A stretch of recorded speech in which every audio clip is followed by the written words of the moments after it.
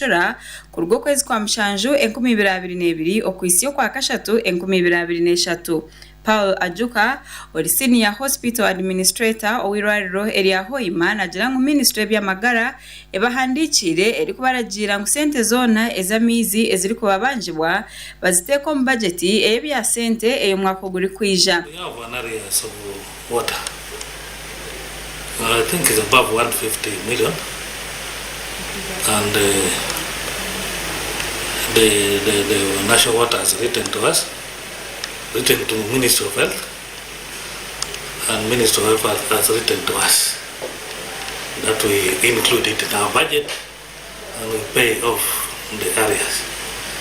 Ajuka nagira ngo Eirwariro nitunga sente nche ezo kushashura amaizi ziri kwingana miliyoni 35 kandi ubu hati nibenda ngo sente zongezibwe zike miliyoni 50. About 35 million per quarter. It's not enough. If we could increase the budget for water to at least 50 million per quarter, I think it can address the recurrent problem, but not the areas. Nagira ngo oyihire hebe byona Eirwariro nirikozesa amaizi mingi okusingago agubari kutunga. Cumulative over the years, because the amount allocated for water has not been enough. All that is allocated for water we always give, and we give it all. It's actually money that is what ring fenced. When it comes to us, we send it direct to. Dananto Kasigazi ori Hoima East Division Deputy Resident City Commissioner yashaba ministry y'ebyamagara okureba ngo yagamba na ministry y'ebya sente okureba ngo babasa gukora ahashongeji omugwira bw'amani. As leaders twegejingire ebitongole bino byona bwangu kusangwa bamaliza eno issue kurango twatunga amaizi mu Eirwariro bechoka nkabebembezi tusobora gama ngo as we wait for these people to quicken their approach ngwito tuikalira kuonka na yongeragira ngo obwahati abantu bingi nibateganisibwa ngo kandi shonga nkeje yabitakozreho nikija kweyongera kubagomera rero koto kakuba le mara ekiro kimule tayina amaizi netuya tuinekisibwe cyamani inkaito abebembezi tokwitagambira abantu ngo basazira amaizi ngo mulinka hata naito twetire Safina Chiza omuziro ino mwana w'oburemu kandi orikushira kozesa amaizi ku rugahi Eirwariro nagira ngo bwahati bine kizibu cyamani na mnonga abo abari kureberera abarweire na bajanjabi usanga